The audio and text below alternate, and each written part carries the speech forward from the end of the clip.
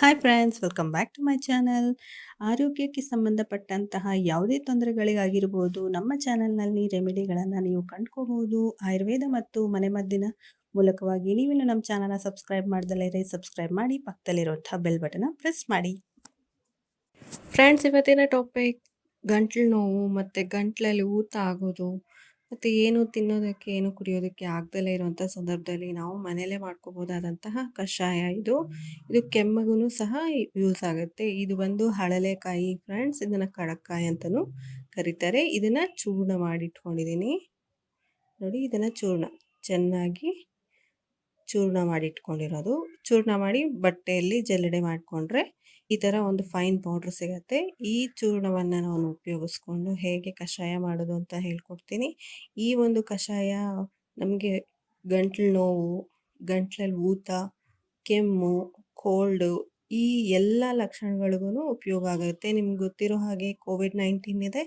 ಇದರಿಂದ ಬೇರೆ out ಪೇಷಂಟ್ಸ್ಗಳಿಗೆ, other ಪೇಷಂಟ್ಸ್ಗಳಿಗೆ ಚಿಕಿತ್ಸೆ ಅನ್ನೋದು ಕೊಡ್ತಾ ಇಲ್ಲ. ಇದು ಮಳೆಗಾಲನೂ ಆಗಿರೋದ್ರಿಂದ ಈ ಥರ ಒಂದು ಪ್ರಾಬ್ಲಮ್ಸ್ ಅಂದರೆ ಕೋಲ್ಡು, ಕೆಮ್ಮು, ಜ್ವರ ಇದೆಲ್ಲ ಕಾಮನ್. ನಮಗೆ ಬೇಕಾಗಿರೋ ಇಂಗ್ರೀಡಿಯೆಂಟ್ಸು ಹನಿ, ನೀರು ಮತ್ತು ಹಳಲೆಕಾಯಿಯ ಪೌಡರ್, ಚೂರ್ಣ. ಈ ಮೂರನ್ನು ಉಪಯೋಗಿಸ್ಕೊಂಡು ನಾವು ಹೇಗೆ ಕಷಾಯ ಮಾಡೋದು ಅಂತ ಬನ್ನಿ ನೋಡೋಣ. ನೀವು ನಮ್ಮ ಚಾನಲ್ನ ಸಬ್ಸ್ಕ್ರೈಬ್ ಮಾಡ್ದಲ್ಲೇ ಸಬ್ಸ್ಕ್ರೈಬ್ ಮಾಡಿ, ಪಕ್ಕದಲ್ಲಿರುವಂಥ ಬೆಲ್ ಬಟನ್ ಕೂಡ ಪ್ರೆಸ್ ಮಾಡಿ. ನೋಡಿ, ಚೂರ್ಣವನ್ನು ಹಾಕ್ಕೊತಾ ಇದ್ದೀನಿ. ಇದು 1 ಟೀ ಸ್ಪೂನ್ ಅಷ್ಟು ಚೂರ್ಣ ಹಾಕಿದ್ದೀನಿ. ಇದಕ್ಕೆ ನೀರನ್ನು ಮಿಕ್ಸ್ ಮಾಡ್ಕೊತಾ ಇದ್ದೀನಿ. 1 ಗ್ಲಾಸ್ ಅಷ್ಟು ನೀರನ್ನು ಹಾಕ್ತಾ ಇದ್ದೀನಿ.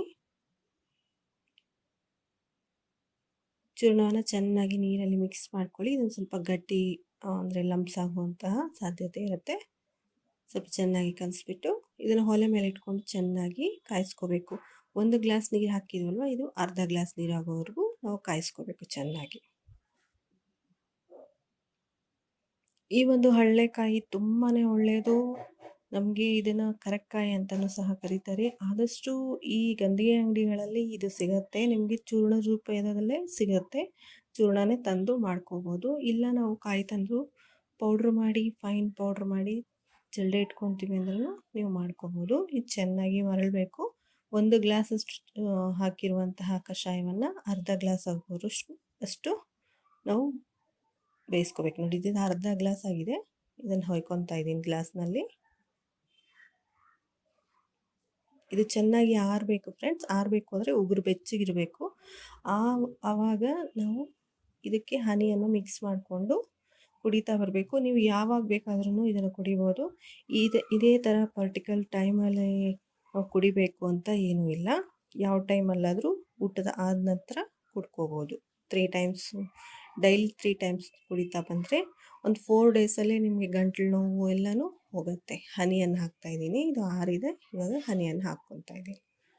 ಉಗುರು ಬೆಚ್ಚಗಿರಬೇಕಾದ್ರೆ ಹಾಕ್ಕೋಬೇಕು. ಹನಿಯನ್ನು ತುಂಬ ಬಿಸಿ ಇದ್ದಾಗ ಹಾಕಬಾರ್ದು. ಅದು ಕೆಲಸ ಮಾಡೋದಿಲ್ಲ. ಅಂದರೆ ಹನಿ ಅದರ ಒಂದು ಗುಣಗಳನ್ನು ಕಳ್ಕೊಳ್ಳುತ್ತೆ ಬಿಸಿ ಜಾಸ್ತಿ ಇರುವಂತಹ ಪದಾರ್ಥಗಳಲ್ಲಿ ಹಾಕಿದ್ರೆ.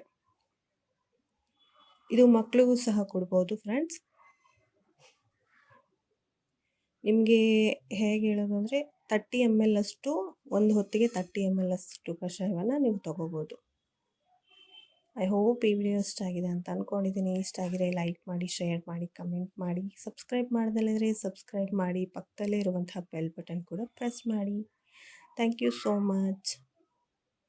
ಬಾಯ್ ಬಾಯ್.